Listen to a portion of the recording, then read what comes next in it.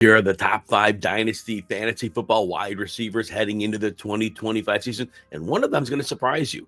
Number 5, CeeDee Lamb, Dallas Cowboys. Now, he could be higher on this list, but the Dallas organization seems to be moving in the wrong direction. I'm really not excited about Brian Schottenheimer coming in to lead an explosive offense or an explosive passing game. So that puts a little bit of a pump on the brakes with Lamb, but still. Dak Prescott coming back from injury. That should ensure we're going to see Lamb back at that 160 plus target range. We should see him in the 1,350 yard range, 6 touchdowns for this next few years. And that means Lamb should firmly be entrenched as a great dynasty asset. Now, remember this also, the Dallas defense has been crumbling a bit, and I think that could continue here. So this defense could be set back for the next few years. If that happens, Dallas will need to pass more than ever. Lamb is just 26 years old. He should be elite for the next few years. Number 4, Malik Nabors of the New York Giants. Now, Nabors will be 22 years old this season. Some would like to see him higher on this list, and look, he missed 2 games last year, which is fine. Still saw 170 targets. Insane usage. And I give credit to Coach Brian Daboll for that, knowing how to get the ball into the hands of his superstar player. And we know Nabors could not have had much worse quarterback play than he had with the New York Giants. Still, 1,204 yards, 7 touchdowns, again, on a ton of targets. Here's the thing.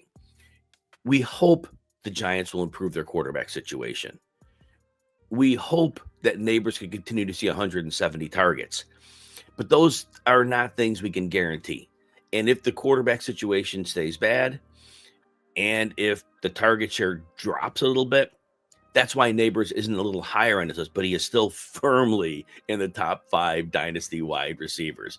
All right. Wide receiver 3, Drake London, Atlanta Falcons. London will be 24 years old this season. Remember, he was the number 8 pick in the draft a few years back, and 3 years in the league. The first 2 years in the league, Atlanta had terrible quarterback play. London really struggled because of that.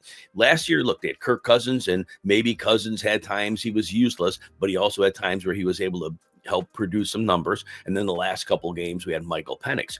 London ends up with 100 catches, 1,271 yards, 9 touchdowns, and a beautiful 158 targets. Nice alpha target numbers.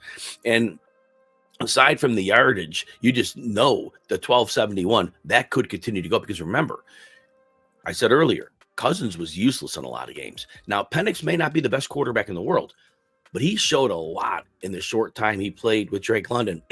Last 2 games of the season, 31 targets went to London. 17 catches, 193 yards, and 2 touchdowns. Now, those numbers may not be repeatable, and it's certainly not something we're making as a standard. But understand this, Drake London is going to be featured by his quarterback, Michael Penix. And remember, London stands at 6'4", 213, great alpha receiver in a great situation with a quarterback that knows, got to get the ball to this young receiver. So Drake London, number 3. Go to number 2, Jamar Chase. Cincinnati Bengals. For now, we assume he stays there. Right as of this recording, he is not yet signed with the team, but he has that free agent deal. But he'll go. He'll be there for a long time, and that's the whole point. The long-term deal he'll likely get puts him with Joe Burrow for a long time, and that is going to help. Now, we love Chase because we know he can win anyway. Way back as a rookie, when the team was playing one high safety looks, he was winning over the top, shredding teams there. Teams adjusted. Team started putting safeties up. Chase wins underneath and intermediate. The team mistakes and puts a safety down. He still can go over the top. He is unstoppable. He is coming off a Triple Crown season. And Jamar Chase, 25 years old this year, still very young. So, look, don't overthink this one. Jamar Chase will be dominant as long as he's on the field the next 4 or 5 years, making him the number 2 fantasy wide receiver in Dynasty. Number 1, Justin Jefferson. And you could flip Jefferson and Chase easily. One's not significantly better than the other. Jefferson actually had a down year in 2024. 1,533 yards and 10 touchdowns. That's a down season for Justin Jefferson. He's had 1,600, 1,800 yard seasons, and that's the point. We saw in late in 2023 with Nick Mullins, he was super productive. And then we saw last year with Sam Darnold, again, not the production we wanted, and Jefferson didn't get the targets we wanted, but still, he put up that type of season. And that's the whole point.